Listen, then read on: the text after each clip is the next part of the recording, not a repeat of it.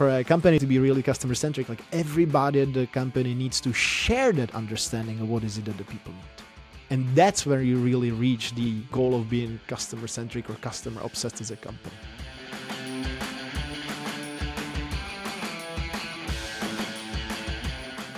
This is Next Gen Builders, the show for the growth and product leaders of tomorrow.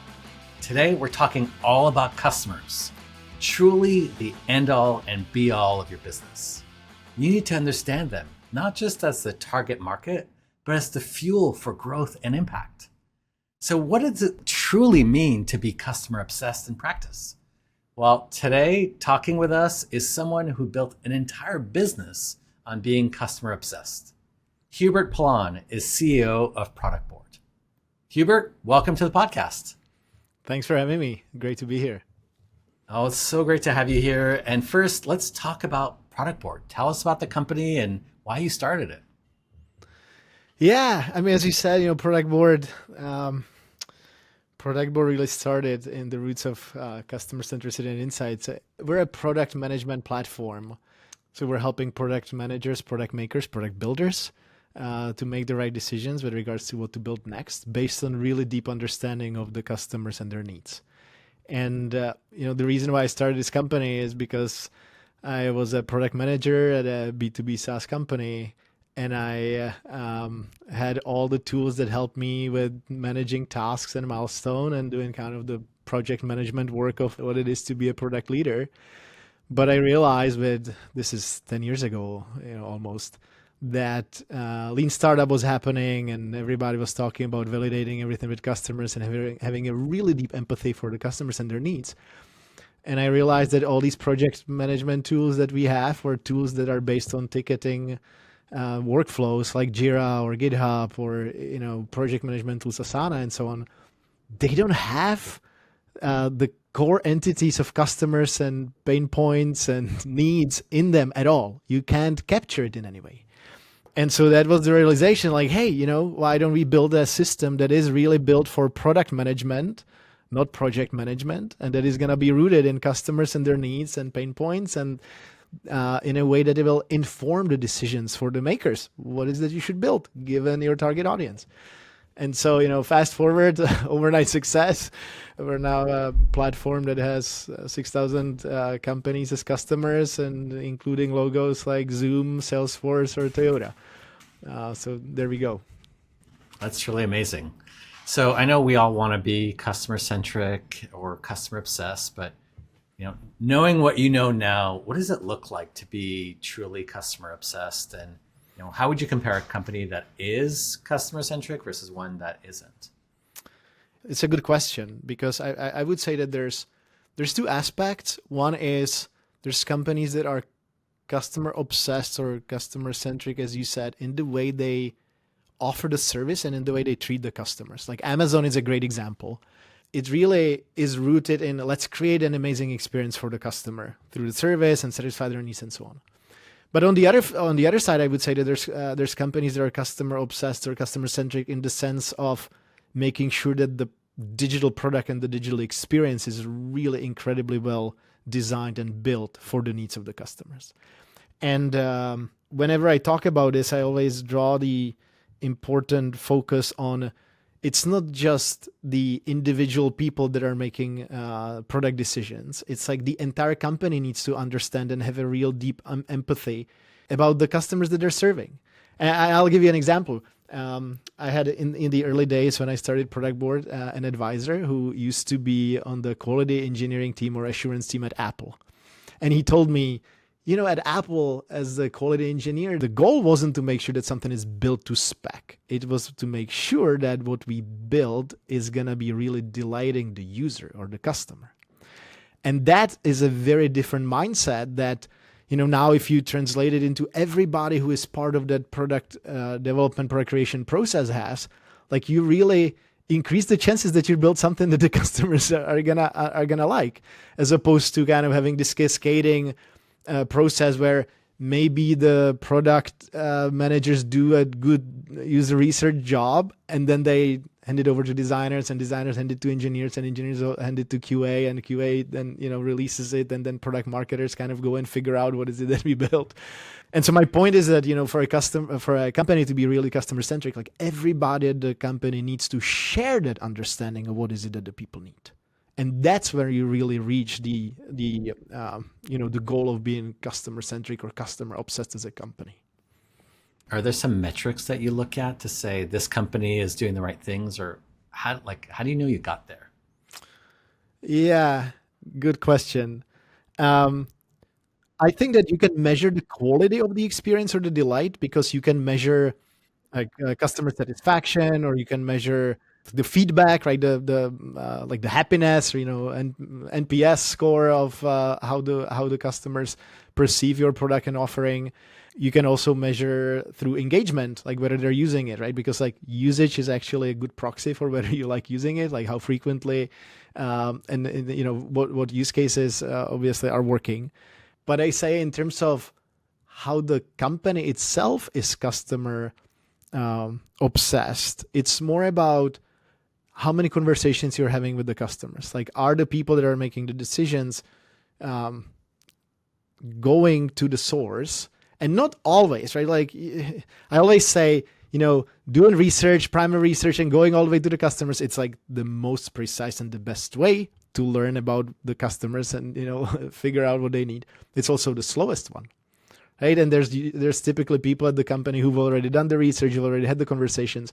And so the measure of the customer obsession doesn't have to be just necessarily directed to the customers, but like internally how people are asking questions about the customers, people who already did it in the past. And so kind of like collaboratively, you could figure it out.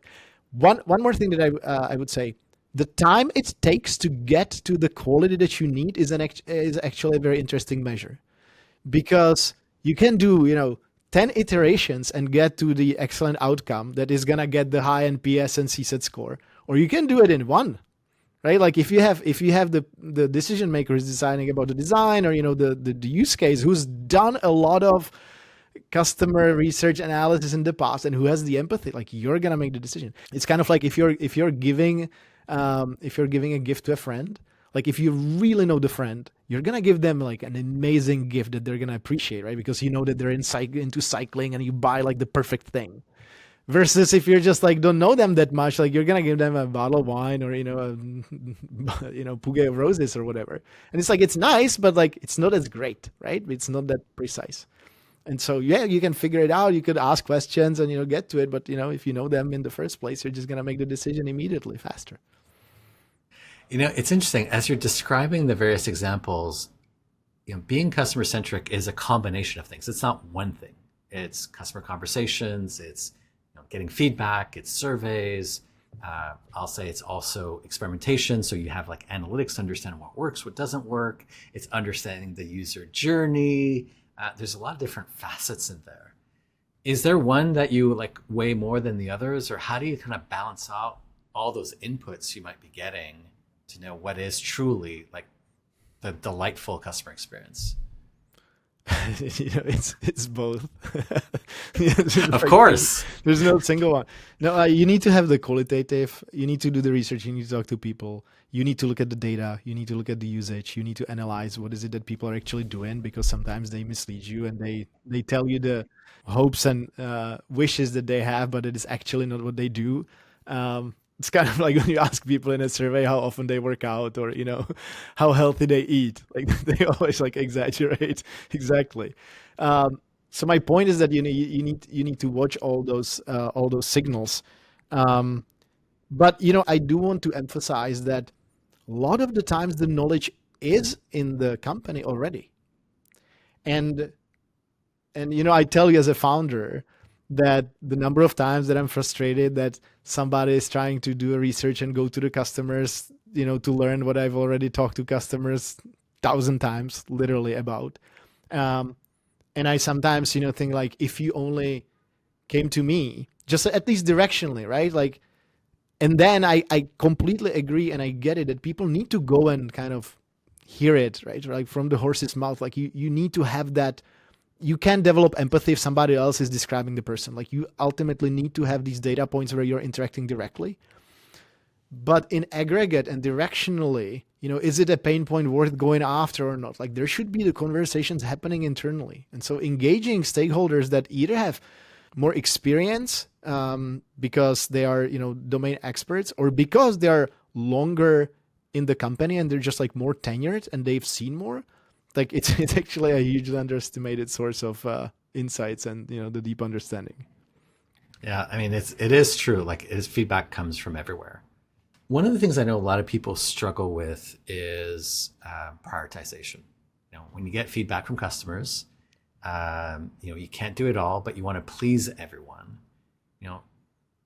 Do you have any guidance on one, like how do you prioritize that feedback and figure out what to build? And second is, how do you say no and be afraid, the fear of saying no and disappointing somebody?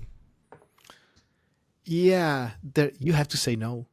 You have to say no because the market is not homogeneous. Not everybody is the same. And you need to make the hard choice. Who are you going to serve? And you need to realize that, especially in the digital world, in the software world, it's even harder decision because there's no constraints, there's no limits. Like software can always have another button. There's no physical constraints to a physical product, buttons that you have. Like you can have only a limited number, right? But in the software world, you don't. And so that makes the job harder, but it also means that you need to be more disciplined about that. And you need to, like I said earlier, realize that your future vision, there's a lot of people with different needs and different use cases that you might satisfy one day.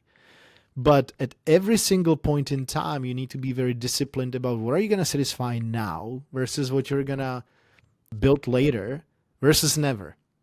And so having that clarity of, when you're having the conversation with the customer to say like, hey, this is totally part of our vision. This is where we're going and we're going to get there. So we are aligned. That's wonderful. You're in the right place. Like this is the company and the product for you to bet on. But it's coming later because we're focused at this stage on A, B, C, D, which is different. And I found personally that it's basically an art how to say the no in a way that is actually inviting conversation and assuring people that you're on the right track.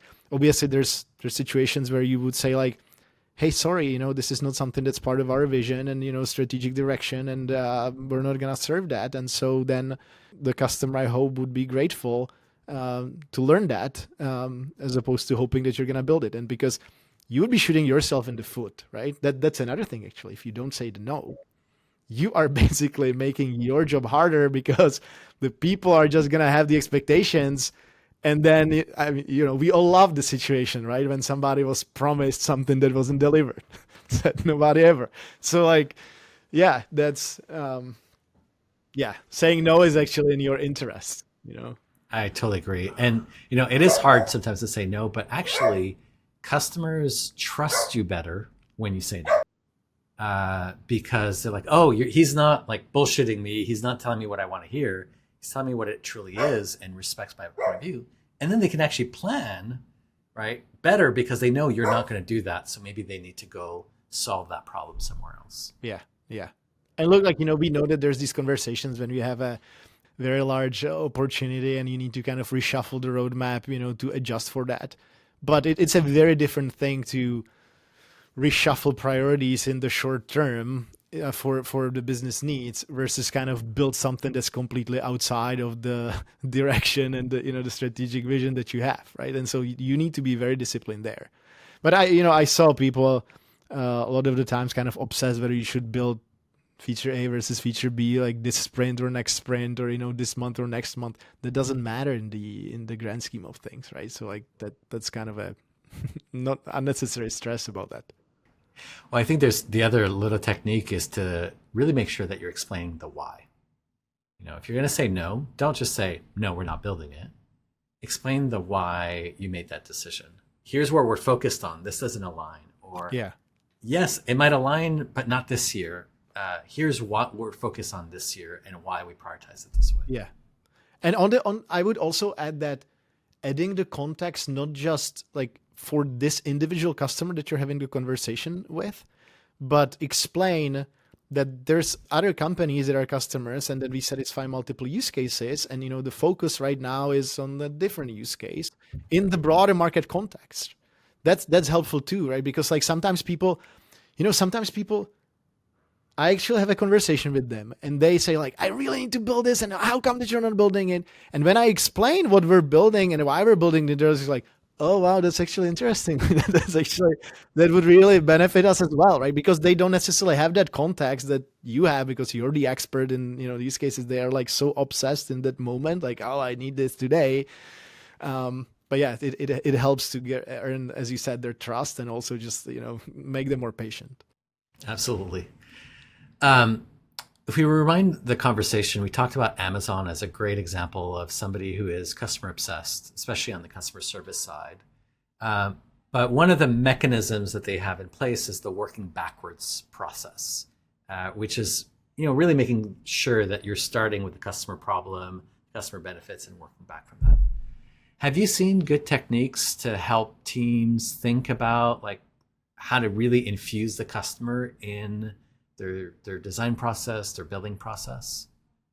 Yeah, I have. I mean, the one I'm just gonna repeat because it is like start with the customer and user or human pain point in mind and frame it that way is actually a great technique because it puts people into the right mindset and it's not the feature centric thinking. It is the customer problem or jobs to be done or like pick whatever your kind of like a customer centric, framework is.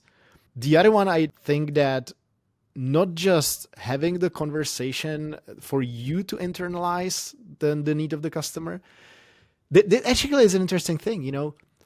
You can get a lot of empathy by watching a recording or reading a support ticket. Even though you're not the person having the conversation, you are not in the room, like people still feel like, oh yeah, I got it from the source. And so justifying the decisions or your line of thoughts by quoting specific insights or quoting specific snippets of the conversations is actually very, very useful technique that you can do at a much higher scale. Because now with AI and that's why we build Productboard. Like in Productboard, every feature that you prioritize can be justified and backed by like a specific insight, which is basically a small snippet of a customer conversation or a support ticket, and it like really changes the conversation when you show it. Like in the meeting, because like I don't believe this is important. It's like, well, actually, here's 427 people talking about this problem that they have. Let me just, show you. And let's look at the 20 top strategic customers that we have, and let me show you what exactly they said, right? And there's that quote from the email that they send with the emojis and with the, language that is sometimes like, not very PC, and like that helps a lot. I like that. One my little technique is I just always ask, who's the customer?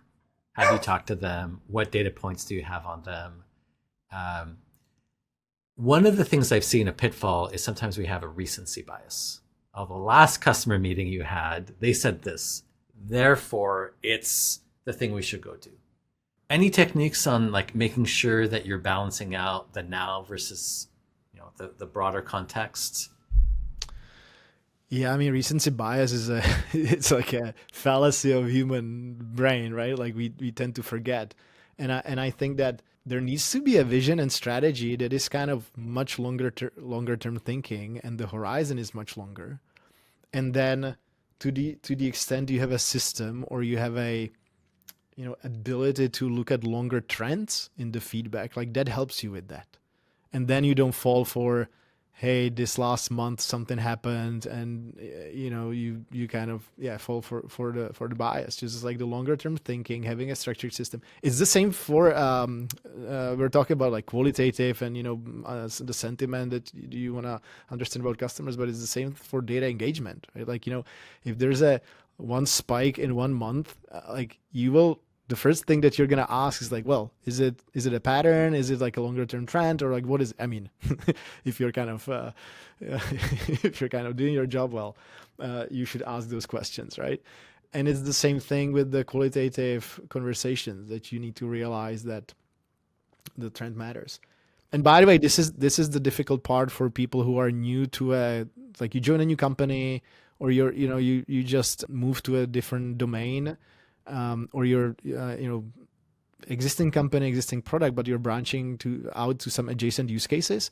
And that's a similar thing, right? Like you have some few recent conversations and you believe that you understand the market, and it might be a biased set of information, and you need to kind of step back and really dig deeper and longer. Yeah, I agree with that.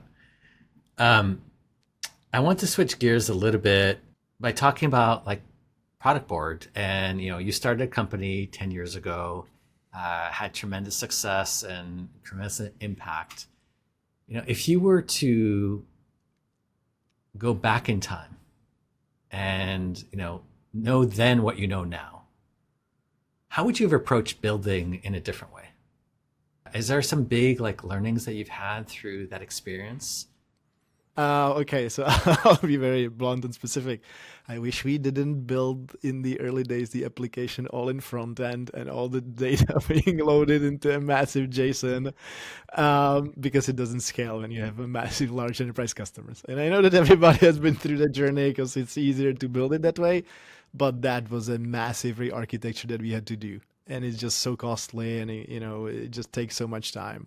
And it's like, if only you could predict the future and the scale, right? It's like, that's hard because it's the balance, like how much you're building for now versus the future that might never come. That's art, right? So that's one. The other, and that's more on the kind of personal leadership level and ties to this customer empathy and understanding. I made the mistake many times where I kind of didn't appreciate the fact that I've been doing this for years and I've had literally thousands of conversations. And as a result, I have a very deep empathy and understanding of the customers and the market. But I wouldn't be patient enough with the people who I would hire. And I would be kind of, hey, go and figure this out. This is so easy, right? Like, in a couple of weeks, like I expect you to come up with a full spec and prototype and so on. And it really is hard for somebody who just joined, and even if it's a few months, right? It's just today, right? It's easy kind of to what you said. It's the opposite of the recency bias. It's kind of like forgetting that the context that you have is so deep and unique that it's almost unfair to expect that same level of decision making and clarity from somebody who joined the company 3 months ago. And so the lesson that I learned there is that this doesn't matter whether you're a founder or in whatever your title is, but you need to spend time to share the knowledge that you have with others. And that the payback that you get from onboarding people and finding in your business schedule the long 3-hour, 4-hour longer sessions where you can actually get really deep, like that ROI on the time is massive. And I made that mistake many times, that I wouldn't spend it. I would hire somebody, put them in the seat. Good luck, you're smart, you figure it out. And then, yeah, they might be smart and they figure it out. It's just like, they will go through all the learnings. It will take forever for them to figure it out while you already have been through it. So why don't you spend time to share it with them? So like if you could somehow figure out like the machine that would transfer the knowledge, it's really a problem of information sharing. That's right. What the problem is. Well, thankfully AI is going to solve all that, but we'll come back to talk about AI. Yeah. I mean, those are great learnings. And I like that you talked about onboarding people into the company and how do you think through that. And I kind of want to jump on that and talk about how do you bring people and create the culture of customer centricity? Is it a value? Are there rituals that should be in place? Because you may have that, you are the customer centric company. That's what you guys do. Mm-hmm. But a new person coming in doesn't have that same mindset necessarily on day one. They may believe in the mission, but How do you instill this mindset onto the team? You beat it down to them? Do you have metrics? Like, how does that work? Yeah, I think, first of all, I think it's important. It goes without saying, probably, like, to spend time on it. But I think that it's a little different if you're the leader and you're kind of, leading the organization that way, because if you lead by example, people see it, like, you have way more influence. And I'm sure that there's many more people like the other way around, like bottom up, like how do you influence that? And if you join a company that maybe doesn't have that mindset and you have that mindset, and like how do you do that? So we can talk separately. But the tops down, it's really like you need to walk the walk. You need to, as a leader.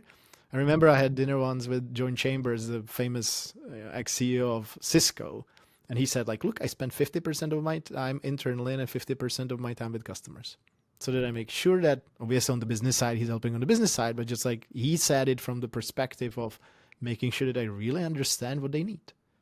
Because then I can go and I can evaluate what are we working on as a company. And this is Cisco, right? This is like a massive company.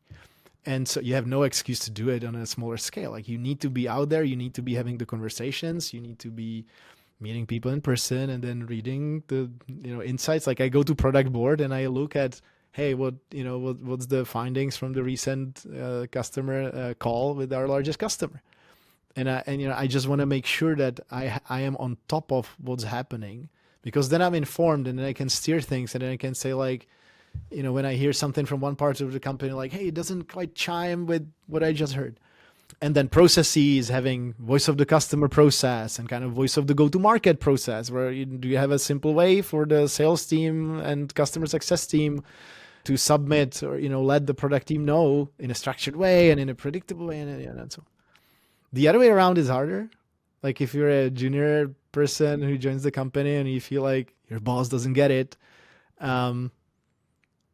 but few things get those people to meet other customer-centric leaders that are their peers. I've seen that work well. And look, I was in a situation in the previous company where I had to struggle with the CEO. It was very much like, oh, let's go. I just talked to this customer that we need to build this immediately. I was like, really? Like, it's not really the pattern. This is not how you do it. And then, I was like, well, somebody else as a CEO that I know. So can you guys go and have a dinner? And, again, it's not as easy to do that. But my point is that people listen to their peers more than they listen to the people like below in the hierarchy. And so that is one interesting, technique or tip I would share. And I like the leading by example, right? If you want that mindset, one of the things I've done is it's the questions that I ask the team. Less so than what they do, it's the questions. So they know that it matters to me. And then the next time they'll keep answering it with that customer mindset. So they have to go do the work, because now you're reinforcing what matters. Yeah. Yeah, this is another leader that I learned from, Scott Cook at Intuit. He said that he's going on to these listening tours, that he goes through the organization, and it's really hard for him not to say anything. But he's just like, hey, how is it? Like, what are you guys working on? How are you approaching it?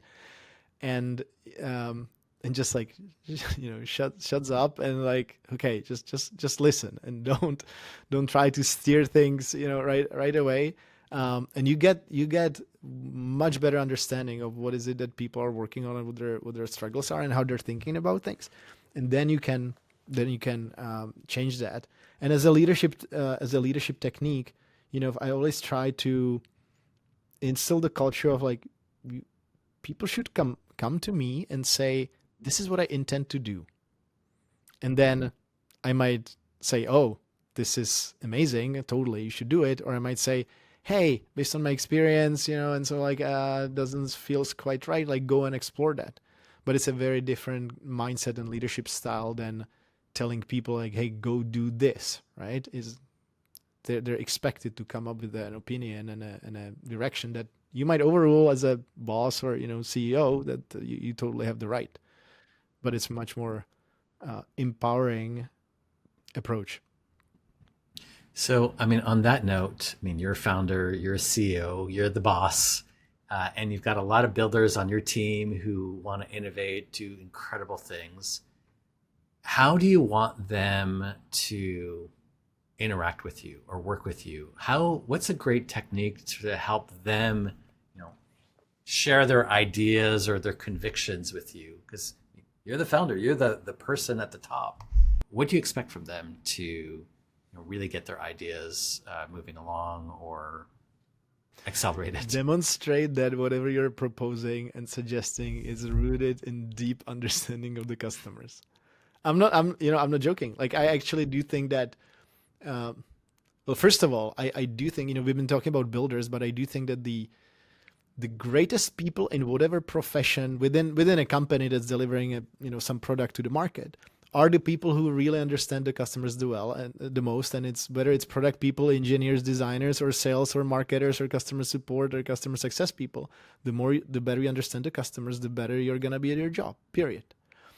And then, like, developing the empathy for the builders, like, that's more important than the technology understanding and understanding how to solve it. You kind of need both. Like, as a great builder, like, you need to be able to turn that understanding of the pain point into an incredibly differentiated and delightful alternative product, right? That's better than anyone else's. So it's kind of, non-answer is like, you need to have both. But throughout my career, I would always go and watch videos of the best leaders and the best makers. I literally was like super disciplined. I would have a library. Library, like, it was like an Evernote doc with links, right? And I watched all the videos of the best product and technology leaders. And if I watched Steve Jobs, I would think, like, this guy is not an engineer, he's not a designer, but he's the guy who can call whether something is amazing or it's a piece of junk. And that was his ability, because it was rooted in the deep understanding of the customers. And so if somebody comes to me and proposes something, and if I ask them, why do you want to do that? What is your, like, how is it rooted? Who needs that? What is the problem? How many people are there in that segment? Why are you starting here? Why are you not starting somewhere else? And I get like a deer in the headlight, look, like, well, go back and do the homework, right? Because it just shows that it's kind of a guess. And sometimes it's fine, right? Sometimes you don't know, and I don't have all the answers either. But, then the conversation should be like, hey, I don't know. Like, you actually need to go and ask the questions and test it and run an experiment, so it depends. If you're innovating, like, it depends. It's contextual. Yeah. Someday I'll love to see your Evernote link of some of the top builders and leaders out there. I switched to Evernote since, but yeah, I actually did a blog post back in this. It might be still somewhere, and it was like 20 top CEO talks. I did post that. I'll find it. That's amazing. I did a similar thing, except with politicians and public speakers, to figure out how they communicate their ideas effectively to land and repeat that. Really, really strong. Yeah. I mean, by the way, speaking of politics, right? We are talking customer understanding and understanding of the needs and pain points as a builder. This is the same thing as a politician, right? Like, as a politician, you need to understand what is the base needs to maximize the chances of, getting elected, right? And so the pollsters, it's like market research on the product side is basically like polling people and finding their preferences. It's the same thing. You need to go through that understanding and have that rigor. If people don't know market research techniques, like, go read Marketing Research or Marketing Strategy 101. There's this thick textbook, Malhorta, I think it's called. Like, I remember back from my MBA days, like, I actually read it. It was gruesome, but it was super helpful. Behavioral segments, right, versus like demographic segmentation, like, it all actually is really useful. Yeah, it's super powerful. Yeah.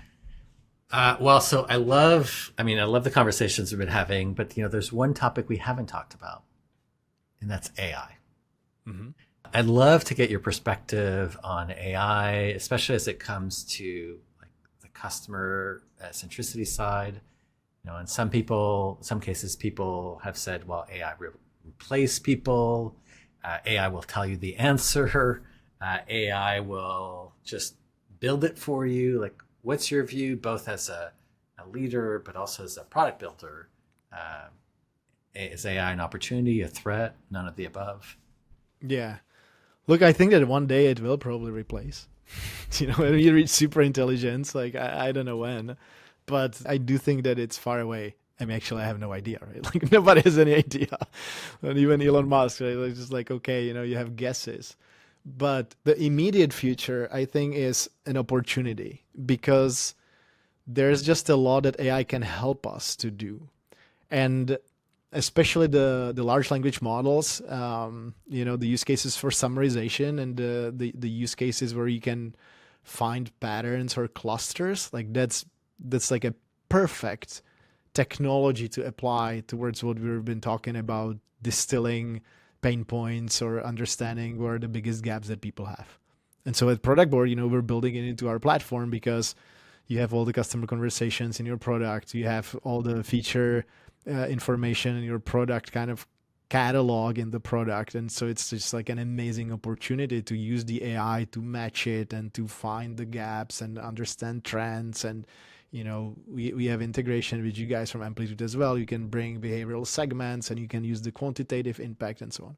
So I think that from that perspective, it's the immediate application is an amazing opportunity. It's still, you can ask like, hey, based on these customer conversations, what do you think that we should build? But I don't think that you can just go and blindly build that without applying the broader context, right? It's just like so multidimensional, the discipline of product strategy and product decision making, that the models are not that advanced yet. We're not talking super intelligence, right?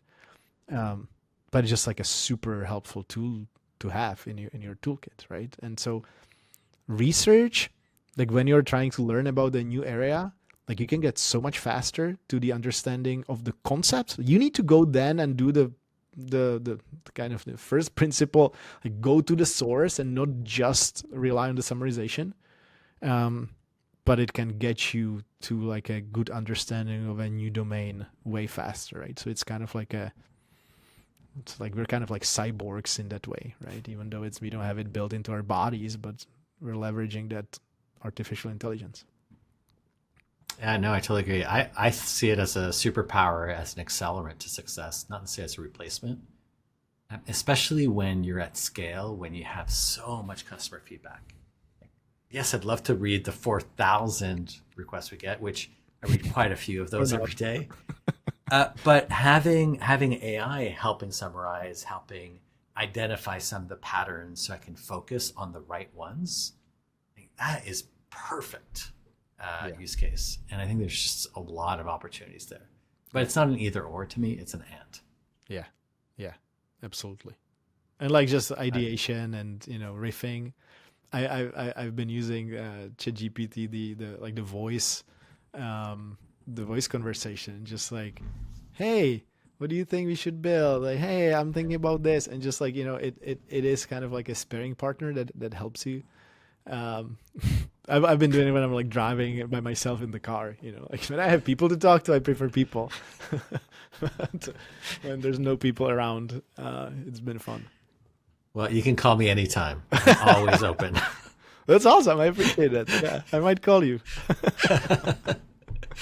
Well, Hubert, it's been a pleasure chatting with you. Personally, for me, like customer obsession is a core principle that I follow every day, and I believe is the secret to success.